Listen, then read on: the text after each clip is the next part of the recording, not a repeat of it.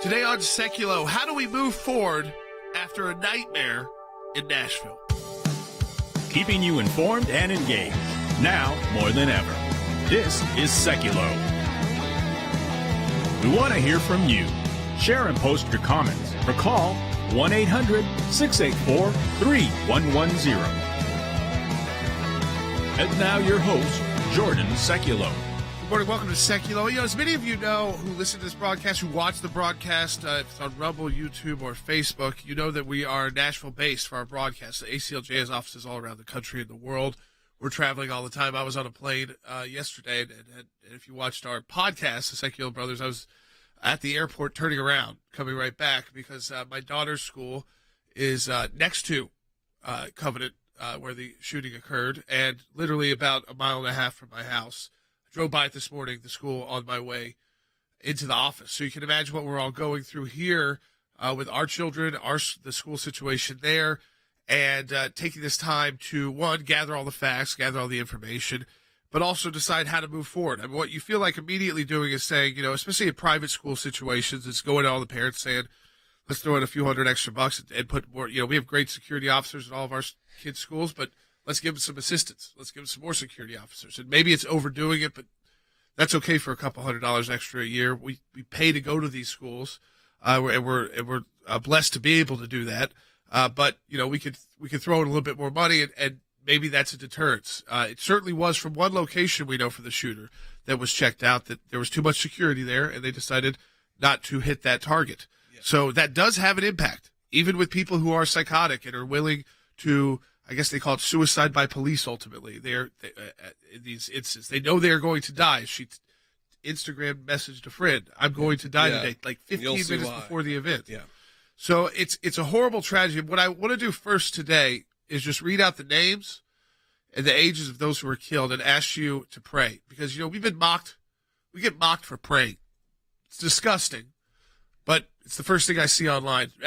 Once I put out a tweet about it, mostly I got hate tweets back. These people didn't necessarily don't have kids in school right next door to this school. A lot of them are not even real people. But, hate tweets back, just asking for prayer. The victims who have been identified, Haley Scruggs, 9 years old. She's a daughter of Chad Scruggs, who's the lead pastor at Covenant Presbyterian Church.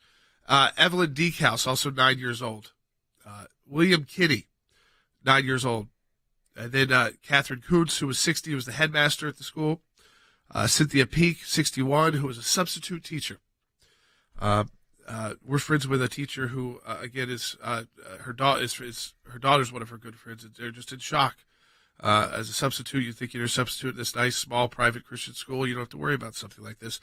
And then, of course, this is always so unfortunate. Mike Hill, 61, a custodian at the school, someone taking care of that school for the kids, keeping it clean, keeping the building in shape, has lost his life. Those people did not return home. Those kids did not go home last night. Our kids are around that age, or a little bit older, a little bit younger.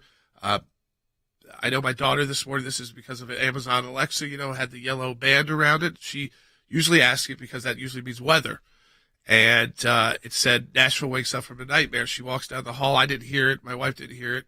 We're not keeping the news on right now when the kids are out because her school's closed today, and because of this incident and how close it was to her school. And she said, "Dad, what nightmare happened?" And we talked about the weather. I redirected to that weather in Mississippi because we had that weather here too. I said, there's a lot of bad weather. It didn't affect our street, our area, but this is a very tough time. I want to hear from people too. Yeah, for sure. Give us a call. I did want to reassure some people who didn't maybe see yesterday's shows. People are asking simply about our children. I want to say thank you for that. Thankfully, our children and our staff, we're not part of it. Most of our staff, we have some indirect connections, but our staff's children are safe. We'd love to hear from you and get your thoughts on this as we move forward.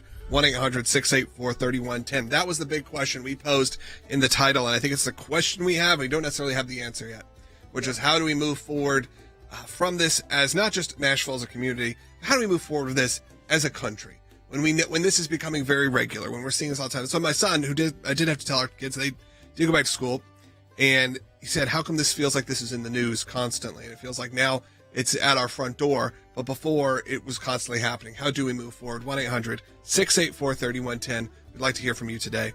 We'll be right back.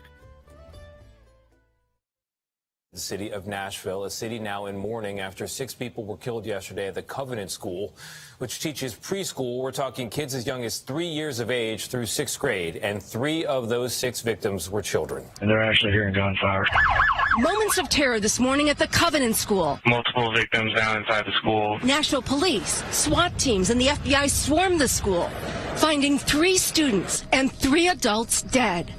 On the 2nd floor, authorities say they confronted a woman, a 28-year-old former student, armed with 2 assault-style rifles and a handgun. They saw a shooter, a female, who was firing. The officers engaged her. She was fatally shot by responding police officers. Among the victims, the school's headmaster, Dr. Catherine Kuntz, 61-year-old substitute teacher Cynthia Peak, and 61-year-old custodian Mike Hill. The children, all just 9 years old, identified as Evelyn Decas, William Kenny, and Hallie Scruggs, the daughter of the lead pastor of Covenant Church. The first call came in at 10:13 a.m. Central Time. Police say responding officers entered the school minutes later and heard shots fired on the 2nd floor.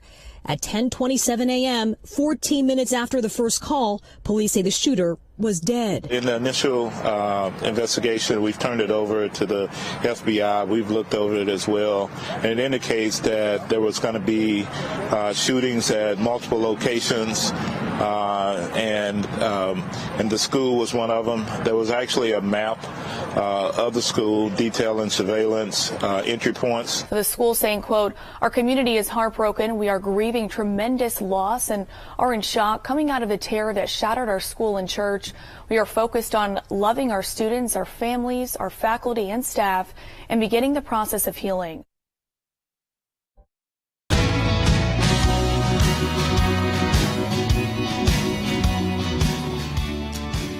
Here in Tennessee, we're not afraid to say that we pray, and we don't care if you mock us online. We actually believe in the power of prayer. People say, "Where's your God? Where's Jesus?"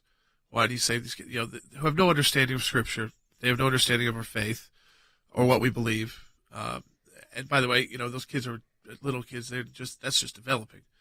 And they talk about, there's been political decisions made in your state that caused this. No political decision is a justification to kill 9-year-old kids or 60-year-old teachers. None. Zero. So that's not a good excuse, liberals. But you can mock us all you want about prayer. The head of the TBI, which is Tennessee Bureau of Investigation, said this very early on as one of the first press conferences after the shooting, once the lockdown was over. Take a listen, Bite 20.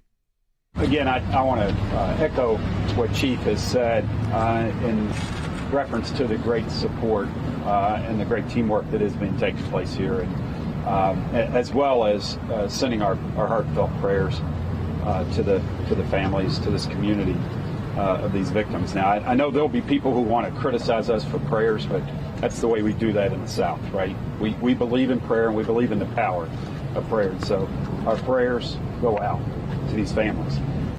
Our churches and our community. This is our community. This is where we live. This school's about I had friends who were actually walking to get their kids from school because my daughter's school is right next to it, and they knew they couldn't get there by car. So that's how close we are. I have to drive by it every day to work. Drove by this morning, and I will say that the churches were packed last night, just people quietly in prayer, because again, some cities have been through this. Our city has not. Our community has not. This is at private schools, Christian schools.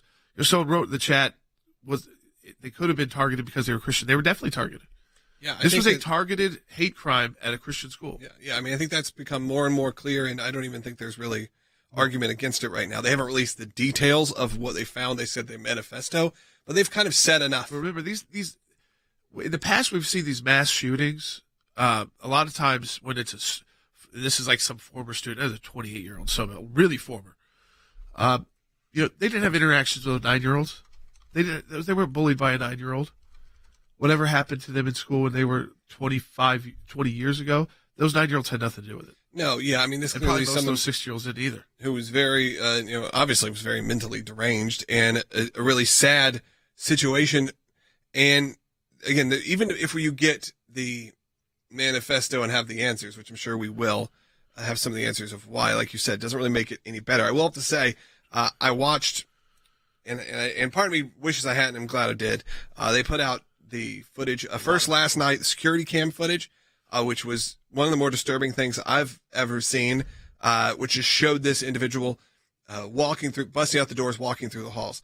Now, that was last night when that came out. It was hard to sleep watching that. Then this morning, they released the body cam footage from the police. And while I would say, as horrible as it is that even has to happen, it did give me a lot of peace knowing that our law enforcement here locally handled this so quickly. As soon as they were there, there was no waiting. There was none of the stuff we've heard about. They went in and they killed the shooter. I mean, within minutes, if that. So I do have to say that at least, I don't want to say it gave me any peace, but it did feel like, okay, that there are people in law enforcement who are still doing great jobs, who are out there and are working in their communities, because we felt that way the last time. And look, I was kind of on Uvalde was a mess. Was a mess, and they just put out, they put out that footage months later, and it kind of reopened it. What I at least happy with Tennessee is that they said, you decide if you want to watch it or not, but we're putting this all out within 24 hours, so we can be as transparent as possible. And I think you're going to see that manifesto and that information come out sooner than later. As you said, there's not a case here. The shooter is dead. So hopefully that information at least gives us a little bit more idea of what the motive is, and hopefully that helps then other schools with their protection. Yeah, and that's going to be the most important part. Is the school is very vulnerable. Yes. These are private schools, so those are going to be discussions with parents. We'll have at our school. I'm sure. In many schools across Nashville and across the country. It's very personal for us because this is our hometown. But this idea too, this is why people say they back the blue. Yeah. These moments. Yes. They go in immediately, know that they're going to be facing someone who is killing, okay, with weapons, and don't even think twice. These were young. They were keeping cops. They were if you calm. look at them, they knew how to handle the situation. They were calm. They handled it really professionally, and I mean, talking about a horrific scene, but they ended it. Yeah, I think one of the cops had been on the force maybe 4 years, and one like another 6 or 8 years. Not very long. To take these drastic things, and these are the ones who by the way fired the shots. These are the guys, the two.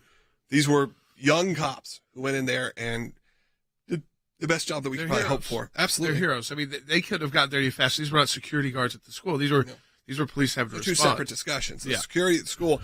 Now, the security at school we have to start talking about and have that more of a discussion because there's been legislation put up and then that gets voted down by the Democrats, and there's gun legislation goes up, and then there's regulation, but then that's going to get voted down by the Republicans. Somewhere, the security of the schools got to take importance. I think we need excessive security. Yeah. And I know that sounds strange to say that word before, but so much security that even the most deranged person thinks twice. If you wanted to be an accredited school, maybe that's the rule. If you want to be an accredited school, this is the cost of doing business. Yeah, how much security do you have? You have to still protect your children. That has to be number one. So number one is, you're going to have to put some sort of, I don't want to place blame on anyone. No one thought in this community that this would happen. But that's true in most of the ones. Yeah, I mean, I know our security officer, what he did first was, because they're emailing us the whole time while our kids were on lockdown. What he did first was take his truck and block the entrance to our school because the media was starting to show up, the police were starting to show up, random people were starting to show up, because you could park at our school, walk to this school. So, but he needed some backup. Now there's going to be a conversation there. He did a great job, but it'd be nice if there's one or two more of him for the kids there. My daughter goes to basically the same school, K through 6, so young kids, no real teenagers. Hers a little bit bigger, but again, across the street, these are neighbor schools. And yeah, we have to have those difficult conversations with our kids. Also, it's going to be difficult for me. I get very emotional because usually I'm the one that drops off in the morning because then I head to work from there. As I said, that's my route to the office. Dropping her, today was canceled. Tomorrow, that's not going to be an easy thing. No, it wasn't for me this morning. It was definitely a conversation. You saw very emotional teachers. Again, kids go to different schools, but you're talking about a couple miles. Yeah, they're all within. They're all kind of together, and you saw a lot of teachers trying to put on a brave face because there are a lot of them do the carpool line, and then a few that just couldn't, and you can't blame them for that. You can't blame them for the fact that they're emotional, getting the kids out of the car and getting them into the school and to try to get back to some kind of normal day and normal routine.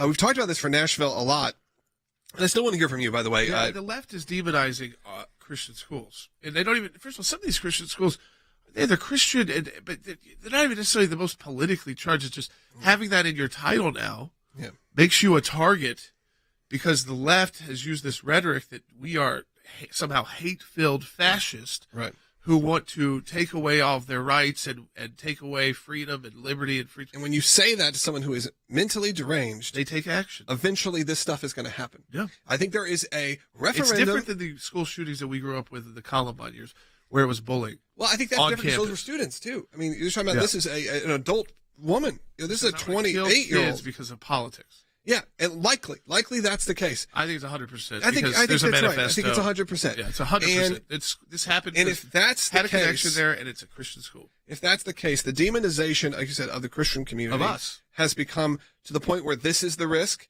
And then, so when they talk about it, when you hear all the things on the news that are you're pushing that rhetoric, remember what they're doing. They're encouraging people who are ready to commit horrendous crimes. And look, I'm not going to say that by any emotional way that it goes the other way, but there is a point in this country we do have to talk about how we're going to talk to each other, how we are going to move forward. How do you move forward with, when everything is so politicized, how do you move forward with any kind of basic, security at the schools? How does that now break beyond politics? Because it won't, because it'll get there, and the Democrats will say, well, we just need more gun control, and the conservatives will say, well, we need more security, and then nothing will happen. So the question is, how do we do that? And that's just the political side of it. But when it comes to this vitriolic hate that comes from, and I will say from both. They didn't use the right pronoun. The police didn't use the right. The police commissioner was calling this shooter a she, and they identify as a he, and the media attacked on that.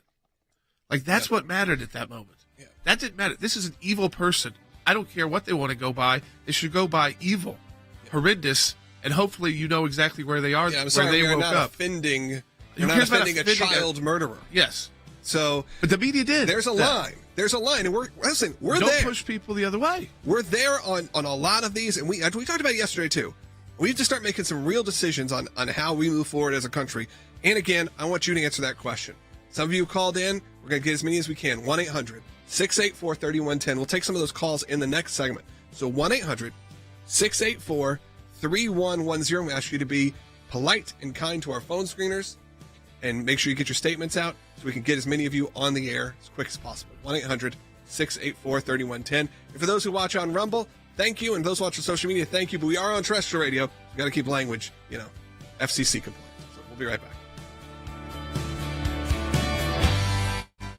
In my time in service, both as the CI director and as Secretary of State, I watched the good work that the ACLJ was doing here in the States and all across the world. The ACLJ's work at the UN, overseas with the European Court of Justice, is incredibly important. We have on our team lawyers, non-lawyers as well, that are policy experts. They're all engaged in foreign policy issues. We have been focused on protecting the nation state of Israel, particularly before the United Nations. We don't shy away from the battles that are going on at the UN and just complain about them. We actually try to go in and do something positive and actually affect change. The risk of a incomplete or unsolid relationship within the United States of America and Israel is real. Israel is very important to the ACLJ, and we will always fight for Israel's rights. We had a series of cases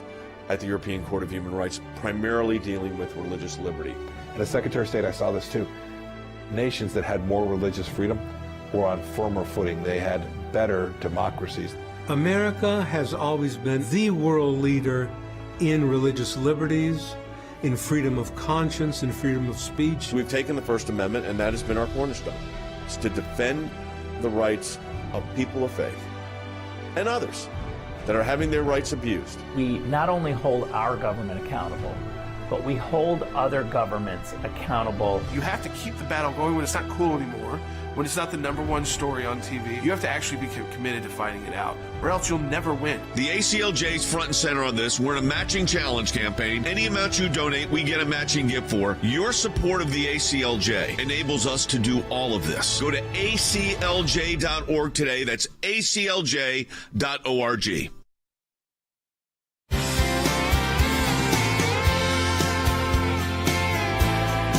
I want to say, if you're waiting on hold right now, stay on hold. A lot of people are calling in right now, or even if it's just ringing and you're calling and you're hearing an endless ring, give people, our phone screeners, a second, because there are a lot of you calling in, because we did pose that question of how do we move forward. And I think that is something that we're all going to be sort of wrestling with, in the fallout of this horrible tragedy here in Nashville, and the fallout of, honestly, the way society feels like it's moving in general. I said yesterday, there's a cultural and spiritual rot happening. And how do we turn the tide? I had some friends saying, we don't. This is it. It's over. There's no way back. Well, if that's true, and we have no sliver of hope, don't even go to school. Then what's the point of any of this? We have to find that sliver of hope. Your money runs out. Yeah, we have to find that. We have to find that sliver of hope, or there's no need for any of this conversation to even happen, or for us to be continuing this. And I won't believe that we're there, but we have to have some sort of faith and some sort of hope that things can get better. The question is, how do we get there? And I think that is a big discussion that I don't know if we all have the answers for yet, but at least we can start making some plans and throwing around some ideas. It's fair to say now that as Christians, we are a target for violence yet again. And I'm not sure we have it at that level, at this level, where, again, these other school shootings were more directed towards public schools. There's issues with the student body and really deranged students who were either thought they were being bullied. And, this is, again, when you start criticizing police for what they called a she or he and this and that, it's just a murder of kids who hopefully face their final judgment the moment they were killed by police. Yeah. But we have to, I think, realize that. That's step one. We are a target for violence now, and our kids end up being a target. And they don't vote on any of these issues. They don't get to vote in the state legislature. They don't get to decide, what issues we're engaging, if it's an issue on transgender, if it's an issue on banning drag shows. Yeah, or on the other side, on guns and regulations. The kids have no vote on that. Yeah. The kids are going to the school that you tell them to. I mean, that's what it is. At least now you have some states are opening up to the school choice idea, and that stuff starts happening. Right. Florida, I know, passed it yesterday. But let's go take a call. Let's go to Jeff, who's calling in North Carolina on line 3. Jeff, you're on the air. Hey, guys, thanks for taking my call. I just wanted to say that I'm really heartbroken over what's took place in Nashville, but I wanted to say that this country has to turn back to God. We've walked so far away from God that we are really reaping what we have sowed from all the years of turning our back on God. And to the little prayer right now, we need prayer right now. This country needs to be praying and turning back to God right now. Jeff, I want to say, number one, thank you for calling. And I think a lot of people feel that way. In fact, even we should play that clip again, the TBI director yesterday. He knew we would be mocked for saying to pray. I knew we were mocked immediately when we put out a message out. Of course, we did a whole show yesterday. I'm pretty sure that was, now, however, we'll say this. There was a show about what was going on. And again, about that sort of same movement. It was one of our biggest shows we've ever done because people are ready to have this discussion. They're ready to talk about where faith can kind of come back into society. And that it has to. Let's hear from the TBI director, David Roush, Byte 20. Again, I want to echo what Chief has said in reference to the great support and the great teamwork that has been taking place here, and as well as sending our heartfelt prayers to the families, to this community of these victims. Now, I know there'll be people who want to criticize us for prayers, but that's the way we do that in the South, right? We believe in prayer, and we believe in the power of prayer. And so our prayers go out to these families. I mean, that's it right there. But see, the fact that he even has to say that in the United States of America, has to say, I'm going to be mocked. I'm going to apologize essentially for this before I say it. Because you're all going to mock me and play this on TV and say, what did your prayers do for these kids? And what did your prayers, did your prayers save you? Where's your God? People have no understanding of the theology that we believe and the faith that we have. But I do say this too. I see people talking about Christian persecution around the world. That's different too, because that's usually based off another religion targeting. That we've seen it historically. A lot of times a government what is not hostile is politics. Yeah, it's usually a government that is institutionally opposed. Because of their religion. Because of their religion. But now what we're saying is a government that is encouraging speech that is opposed. So it's not necessarily institutionally opposed to religion. I think Joe Biden would claim his Catholicism. Right. This is not Islamic terrorism. This is political terrorism. But it's similar rhetoric. And similar rhetoric for people who are unwell create similar results. Yep. On both sides here. And on all sides. On just people. When you have rhetoric that takes human beings and says that person is the devil, especially when it just comes to how they believe or their freedom of speech or what they have to say, you're going to start having issues where people who are already unwell, who are already on the edge, who are spending all day probably on social media being, inundated with chaos. This is going to start happening. It's going to happen more and more. It couldn't have come closer to us, but it's going to happen in your community as well. Unless we do something about it, we start really, really actively pursuing what a future of this country looks like and the way that we talk to each other and the way that our government works and the way society handles these situations. And I think we all, in the last 24 hours, at least everyone in this office, has had to rethink a lot of how we feel. Joe Biden was disgusting. And he doesn't help. Joe Biden, yesterday, we were watching live. I almost threw up. Joe Biden, I was almost already thrown up already. So I believe, I forgot who was on Fox middays. Yeah, he's going to make a statement. They say, hey, Joe Biden's about to come on. He's about to, we've been told he's going to address the Tennessee shooting, Nashville shooting right off the bat. This is how he starts it. And this is how he starts. This is Bite 19. My name is Joe Biden. I'm Dr. Joe Biden's husband.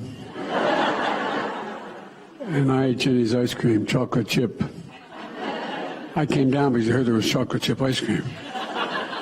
By the way, I have a whole refrigerator full upstairs. You think I'm kidding? Okay, so that was the first thing he said. This is what I thought about. Actually, those little kids are never going to have ice cream again. Yeah. Think about that. Yeah. This jerk president who has got to live his whole life. That's the first thing he thought. That's why he came downstairs. He came downstairs because he heard there was freaking ice cream. This is the discussion we had. Because Fox started freaking out. They cut back and said, we were told that he was going to say this. We are sorry that we put this up, and we'll get back to you. Then we had a discussion internally, me and Will and the producers, and said, this had just happened over the course of minutes. Maybe somehow he has not been briefed. Not true. And then immediately he went to his podium and then made this statement. So look, we'll be fair. Here's what he said. But remember what it preceded that. What came before that was him talking. He was down there was because they had chocolate chip ice cream, not because 3 kids and 3 adults had just been murdered by a political extremist shooter.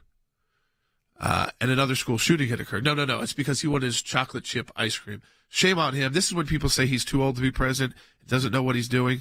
His people are horrendous at the White House, and so is he. And even the Democrats, I think, will probably get rid of him for the next election cycle. But he did. He tried. This is why it was so weird. Fox wasn't wrong. He did address it right away by 21. I just want to speak very briefly about the school shooting in Nashville, Tennessee. Ben and I have been doing this our whole careers, it seems. And it's just, it's sick. We're still gathering the facts of what happened and why. And we do know that as of now, there are a number of people who did not make it, including children. It's heartbreaking, a family's worst nightmare. And I want to commend the police who responded incredibly swiftly, within minutes, to end the danger. We're monitoring the situation really closely, Ben, as you know, and we have to do more to stop gun violence. So that was his statement. Look, we only got 5 seconds left. We got another half hour coming up. So join us. We'll be right back.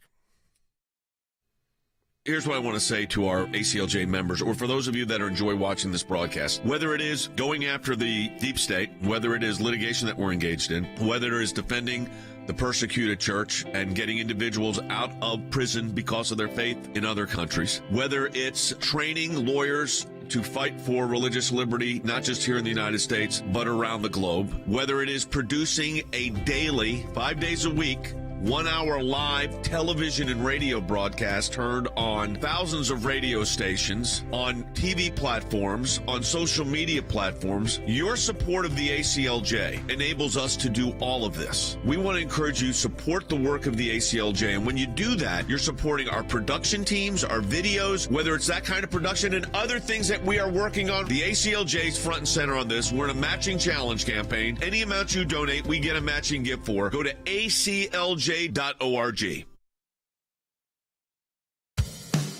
Keeping you informed and engaged, now more than ever. This is Sekulow. And now your host, Jordan Sekulow. I think what we have to prepare for is because the rhetoric being used against us. Oftentimes they're talking about conservative rhetoric in the media. They don't talk about the leftist rhetoric. The leftist rhetoric has gotten so high that now Christian schools are being targeted for political violence. And 3 little kids are dead. And, like we played that Joe Biden bite. He went downstairs, not to talk about the shooting, but because they had, some ice cream. And, those kids won't have ice cream again. I would pray that they're all in heaven and pray for their families. But, just think about the reality of how sick the President of the United States is, because his rhetoric has gone, hey, it was at a Christian school, they're probably right wing, so I can still make jokes. It's not, and people were shocked that he said that, actually pulled away and said maybe they just weren't prepped and this was a different event and we got the wrong info that he was going to address it then. Yeah, we all kind of paid. But it wasn't. Kind of thought that. No, he needs to go.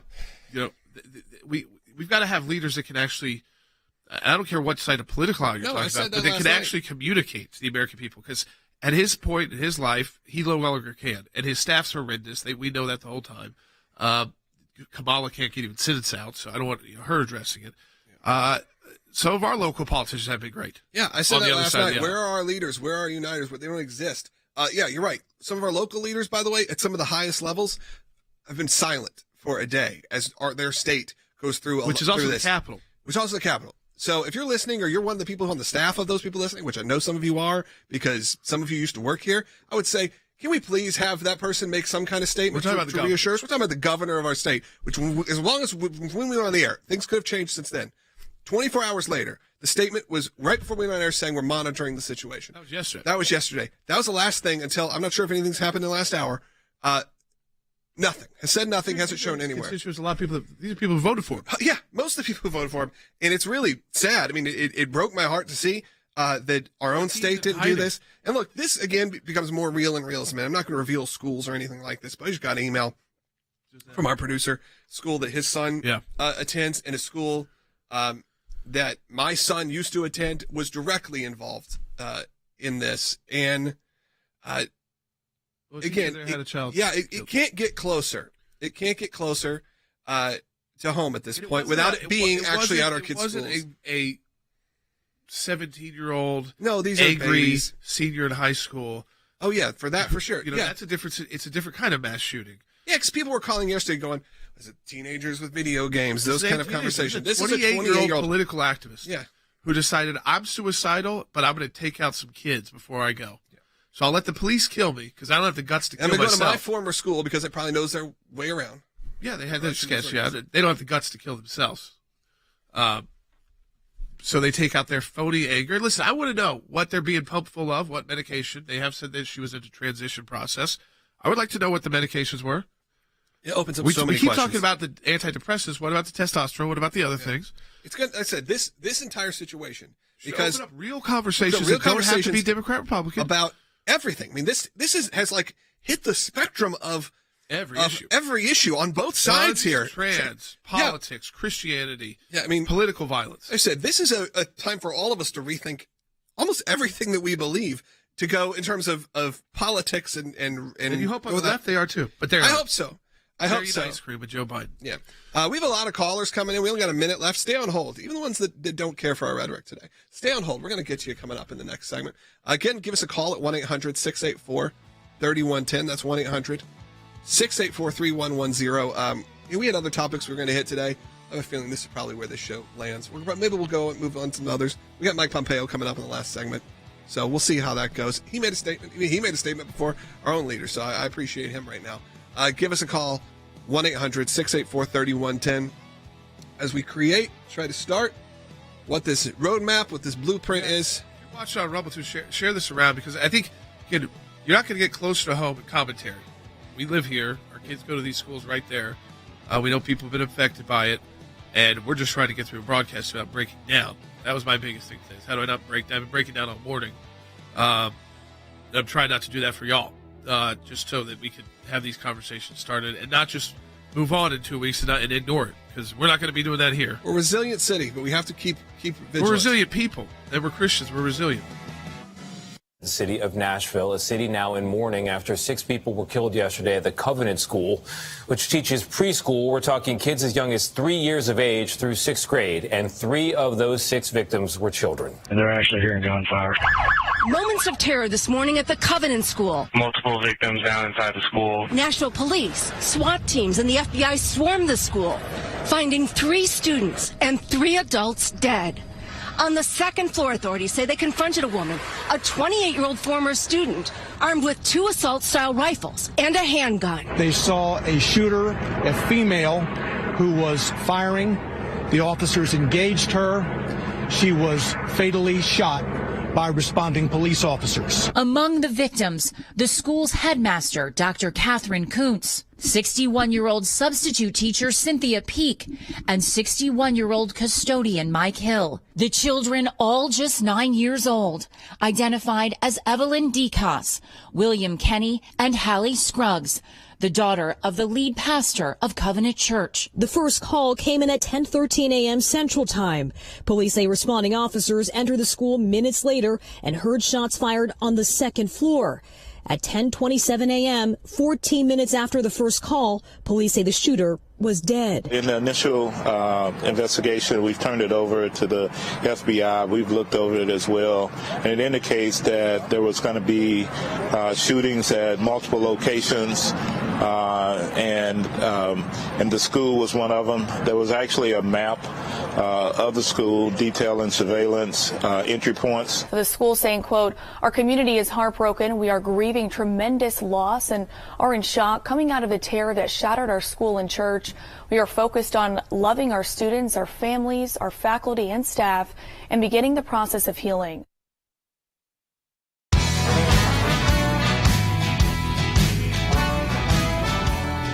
Phones 1-800-684-3110. You know, the discussion also is, how do we move forward in these discussions in a serious way? And again, we have to now be in a reality situation, and we're not defeatist here. We're not, but being a Christian and a conservative now is putting a target on yourself. But it's not just us, and it always has. We're big boys, we're adults, and we also have a lot of security in our office because of that. Because it's always been that. But it's also now putting a target on your kid who has no say in your politics. And really, if we have to start worrying about what we believe is right or wrong because our kids might get killed because we fight for a country we believe in, that's a sad country to live in. So we can't live in that kind of country. You can't accept that as the norm. Or else America is no different than a lot of the places in the world that you don't want to live. And sadly, we were all reeling from this, but sadly, I was getting a lot of that from my friends. Yeah. That was a lot of the statements they were making. We're too far gone. There's nothing we can do now. Because you do look at this moment and go, again, like we've said a million times, is unless this was at our children's schools, it could not have been closer. And I mean that in distance. No, this is the first time my kids have ever been under a real lockdown. Yeah. For violence. They've been, for storms, they've done it. But, they were in for a couple hours. Yeah. Yeah, and they were very clear about. You sent us pictures. It was, I tell you, my daughter does not know. Obviously, it was. By the time she had left school, the police presence that you could visually see was not so obvious that something horrendous had happened. But it's, again, Amazon Alexa's talking about nightmares in Nashville. That's her hometown. So we'll go to the phones, though. Katie in Indiana on line 1. Hey, Katie. Yes, hi. Hey, I've been listening to you guys for a long time, and I'm just so sorry that you all in it as a community are having to go through all of this. It's just tragic, and kids being killed, that should be the last place that when we send our kids to school that we have to worry about them if they're going to come home or not. And it hurts me on a deep level because I live in a community where we went through one a few years ago, and it was thankfully from a very brave teacher who took down our gunman. It could have been so much worse, and it was at a middle school here. But I think, when I was listening to you all even then, we implemented a lot of things in our county even my son can recite exactly what the acronym is that they use to be on the lookout, like for a potential shooter in that situation. The schools are completely, you have to be buzzed in, and there is a police presence in our schools.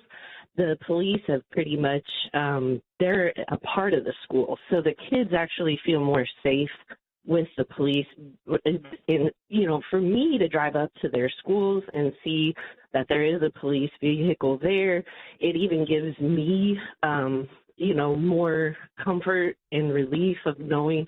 And I think with a lot of the school resource officers, a lot of them are ex-military, or even undercover police. We appreciate all of your statements. I'm glad your community's done that. Thank you so much, and we have a lot to move forward. We did want to quickly break in because we have a special guest who just He's a great friend of ours, and this is his hometown, too, and his kids go to these schools, too. And Senator Bill Haggerty, U.S. Senator Bill Haggerty, is joining us now. And Senator Haggerty, we're all trying to talk through this moment. I was on a flight yesterday and turned around, landed and got back on another flight to come home because this happened across the street from my daughter's school.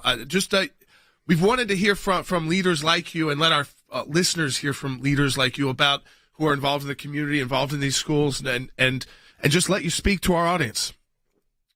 It's absolutely heartbreaking, Jordan, what's transpired, and as you know, more facts are coming out every hour as this transpires. But what we do know is this: an extraordinarily sick individual committed an unthinkable act of evil, and the result of that has been absolutely tragic, with the deaths of 3 children and 3 adults.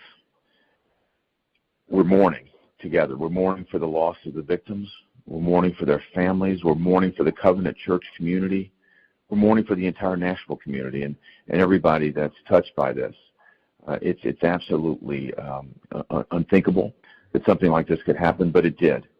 I also want to say this. The Nashville Police Department did an exceptional job. They stepped up to the challenge within 14 minutes. They were on the scene. I've seen the footage. You perhaps have seen the footage as well from their body cameras.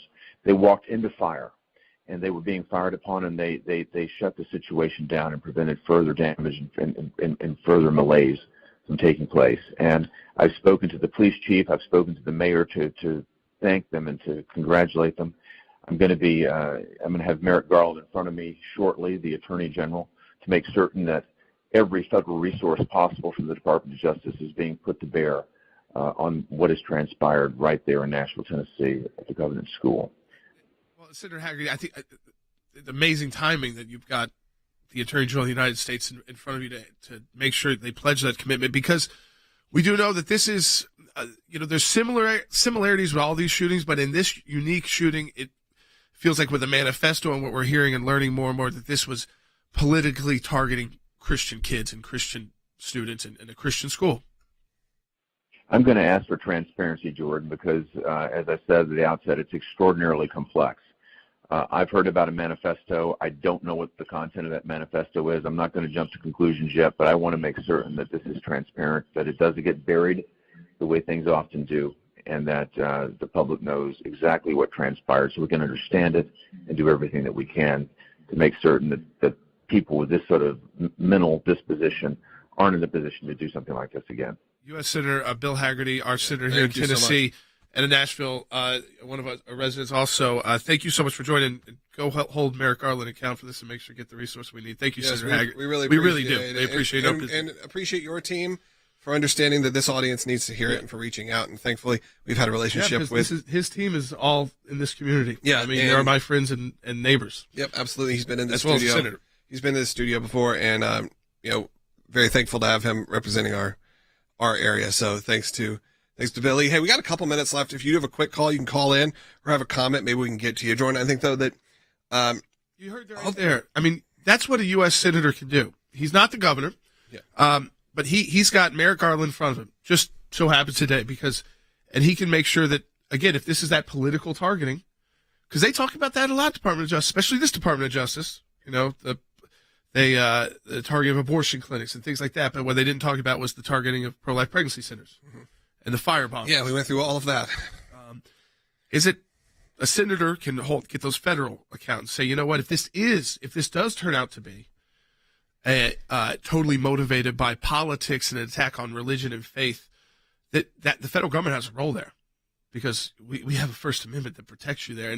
And listen, I don't put a ton of faith in what this administration is going to do, the laughing ice cream administration, but they can't ignore it. We can't allow them to ignore it. And I think that's why, again, that's why we do this broadcast. And I think, again, it's not to toot our own horn, but Senator Haggerty knew he had like 2 minutes to talk to our audience about this, because this is his community. I mean, this is where his kids grew up. They still are going to schools around here.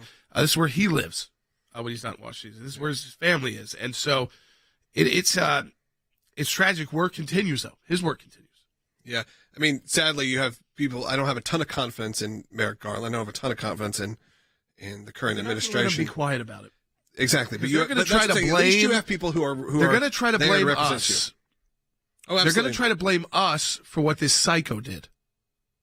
Yeah, and we're not going to allow that, because there's more of us than there are these loudmouth people who think that this person was somehow justified in taking this kind of action against little kids. Shame on you. If you tweeted those kind of things and you're tweeting it to us right now, you're a sick person too. You need to rethink who you are. Maybe gut check yourself. Because nothing, no politics, no ban on someone dressing up like a woman and dancing in a library or taking medications justifies killing a kid who had nothing to do with that. That kid had nothing to do with that, those kids. We don't even know what their politics would have been one day. They'll never get that chance. They'll never have a chance to let their voice be heard about issues. They will get to grow up and have positions. So that whole line of attack, how quick that started, Logan, made me more angry. It was within minutes. Unfortunately, it makes you more partisan and makes you want to come out with rhetoric that's even more extreme, because it does make you just physically ill, that you are so politically motivated that you don't even care about your fellow American children. I mean, I couldn't agree with you more. I think that's something that we're all going to have to deal with coming up. And coming up in the next segment, we do have Mike Pompeo joining us, someone who has made some statements about this yesterday and is certainly will have a lot to share. So we're going to have him coming up. Appreciate everyone who called in. Thank you, Senator Haggerty. Thank you to Senator Haggerty for talking to our audience, talking to us personally. It means a lot. It really does. So, and that's because of people like you who help support us here at the ACLJ, because we have these amazing connections to some of the top leaders in the country, and we couldn't do that without you. So thank you. I want to say thank you to all of our listeners. We do have a full another segment coming up, so don't go away yet. Secretary of State Mike Pompeo, former Secretary of State, joining us right in just a moment. The Freedom of Information Act allows people to petition their government and ask for the background information as to why they came to a certain decision. It's thousands of pages of paper, and in those thousands of pages of paper, you usually find a nugget. We are entitled as citizens of the United States to know about how our government works. Government agencies acting out of control. They want to keep Americans in the dark. That's why it's incredibly important to have the ACLJ constantly pushing to find out what the background information is. Do you remember the Iran deal? There was a video about what took place on that deal, and it was edited. And the edit took out the key part of what was going on. State Department, White House, editing videos to keep it from the American public. We have exposed that in our FOIA litigation, and we do that every day that we bring these cases. We took it to the IRS. No one ever does that.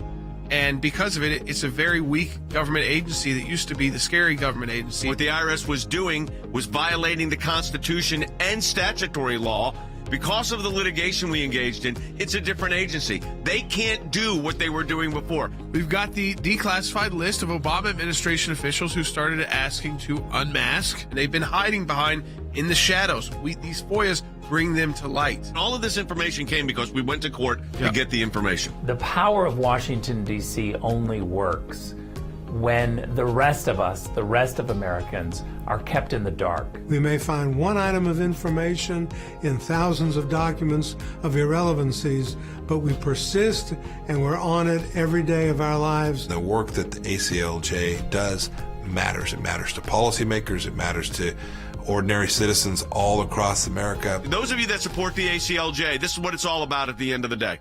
Think we haven't been on this, folks? We've been on it.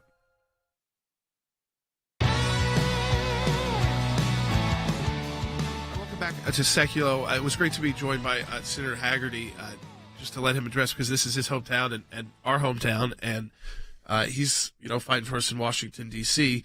And we're joined now by our Senior Counsel for Global Affairs, former Secretary of State Mike Pompeo. And Secretary Pompeo, you also spoke out yesterday. You called for, as you and your wife had called for, prayer, as what unfortunately we're starting to see and learn more about this is both of our kids, both Logan and our kids, go to schools within a mile of this school. One shares a parking lot. Our kids were in lockdown. This is the first time they've ever been locked down since we've been parents, out for a shooting drill, not weather related. And your first message was, of course, to call for prayer. And unfortunately, what's kind of upsetting to me, Secretary, is how many people immediately mock us when we call for prayer. Hey, Jordan, I've seen that too. I'm convinced that prayer is the answer to so many things, including trying to help the families of the 3 kids who were killed and the 3 adults and all the friends and the community at that school as well. We all should pray for them in the same way that people prayed when we had the football player who was injured, the same way that we saw the newscaster pray when the tornado went through Mississippi. I think we should all understand that prayer matters and that it is He who can help heal us. But then we've got to do more, right? There are many things that can be done to make schools safer, lots of good ideas, and we know that we've got to deliver that. We've got to deliver a place where your kids there in Nashville and our kids all across the country can know that when they go off to school, they are safe. And, having an officer there, having security there in a way that respects the risk that's associated with those people being in a very open space seems to make a lot of sense to me, and will reduce the frequency with which these folks who clearly have mental challenges do what happened yesterday in Nashville. Secretary Pompeo, I did want to address another tweet you put out. It was actually our discussion. Yesterday's went on the air. The reports, my wife called me 5 minutes before we went on the air to tell me about this shooting that had occurred, and it was still active at that moment. But right before we went on the air, our discussion point, and what became the topic, because I do think these are very intermingled, is a poll that came out, and I saw you tweeted about it, where you put, this is more dangerous than any external threat. We can handle China, but we need serious leadership to fix this loss of the values that make America great. And that was the sharp decline since 1998. So putting it at in this kind of structure, from 70% to 38% of people who felt that patriotism was important, in religion from 62 to 39. So pretty much even. And there was obviously some other concerning facts in that as well, but those are the two we kind of honed in and our audience did. I wanted to get your thoughts on this. I understand why you're saying it. I think everyone probably agrees with you on that, that this is going beyond political. This is becoming how we're educating people. There's a lot happening from this poll. It ties greatly into what happened yesterday here in Nashville. Yes, this isn't remotely political. That survey was a Wall Street Journal Opinion Research Center poll that they've been conducting for years, and never have they seen the data in this way. It concerns me enormously. If we don't teach the next generation of kids about American greatness, about why it is this most exceptional nation, the finest in the history of civilization, is worthy and decent and good and protects individuals and humankind in ways that no other civilization, no other country ever has, you'll see that. You'll see a decline in patriotism. You'll see America become more secular. We need both faith and committed American patriots to be leading in our schools, teaching our kids this in our schools. And when we get that wrong, when we walk away from our Judeo-Christian founding in the United States of America you will see increased instability, you'll see increased conflict, and you'll see more incidents like what happened yesterday as well. The violence levels will increase all across the country, too. We have to get this back with leaders at every level who are prepared to talk about why it is that our institutions must be decent and noble and honorable. I mean, because our external enemies, they look at these moments in America. They watch very close to these moments in America where whether it's you tie the economy, the economic troubles we're having, the political divisions, and then this crisis we've had with school shootings, and it weakens us externally, but we have to get our own house in order before we can start figuring out. It's like America isn't living up to America right now. Yeah, I mean that's how it feels, Secretary Pompeo. Yeah, right. That we know we can do it, but we've got to have leadership to help us get there. We can't all do it on our own. We got to have leaders like you, people that can speak nationally for us to help us find that path. Jordan, you nailed it. I haven't seen anything, but it won't be very long before the Chinese Foreign Ministry is talking about the shooting in Nashville as evidence of American decline. Right? They will seize on this. They will facilitate this. They will propagandize about this, and it means that Americans, every father, every mother, every little league coach, every PTA president, every city council member, school board member, we all need to focus on the things that made this country so unique and so special. And if we don't, if we get caught up in DEI, or we get caught up in some fad of the moment, we'll see this continued decline in America's understanding of itself as an important, good place. And I was a 70th Secretary of State. I was a CIA director. The 75th Secretary of State and the successors, their work won't matter. Because if we decay from within, if America truly does find itself secularized and declining and decaying, then we won't get another 250 good years. I know we will. I'm counting on it. I believe we will. But it's going to take every one of us pitching in and being honest and being forthright about the things that have built this amazing country. Yeah, we appreciate your service to our country, your work with us here at the ACLJ, and your comments on this. We really do need leadership, and I appreciate you joining us today on the show, because that's what it feels like we're lacking is we all want to do the right thing. But we need leaders to give us that path forward that are at that national level, who are not afraid to talk about it right away. Right. So, like Secretary Pompeo, he's not hiding behind, he's addressing it right addressing away. It immediately. We had people addressing it this morning. We had last night, obviously, a flurry of people who are not only personally reaching out to us, but have tweeted publicly and are putting out statements. But then the ones that are silent are the ones that are deafening. And that's been the concern for me. President. Or the laughing president. The laughing president talking about chocolate ice cream. What he said was about it. It was overcome by this. He doesn't even take it seriously. Yeah. I want to thank Secretary Pompeo for calling in and talking. That wasn't what he was supposed to talk about. No. We'll make that clear. We were going to talk about China. We were going to talk about all this other stuff, and we just didn't get to it. We didn't get to it. You can't ignore the world. We have to. We can't move on. But tomorrow we have to be able to keep our discussions going, as you said. We're in mourning right now. We are grieving right now. That is expected, especially since it's in our local community. But this is not going to be every day. We're going to have other discussions and other conversations. I don't want you to think that we are not going to. It's weird for us not to spit. While the national news is covering mostly our city, and we live right there, and we drive right by it, that we wouldn't talk to you about it because it's a first-hand experience for all of us. Yeah, your kids are at home. Mine are essentially in lockdown at their school. I don't know when we're going back. Maybe we got the email that we're going back to. Some of it was because there's such a media circus around the school. Yeah, it's chaos. That and they don't want the parents to be subject to the ambush journalism. What did you think? I mean, I saw kids. I'm not going to name my daughter's school, but they were in the news too because they were running out. It's tough situation. Yeah.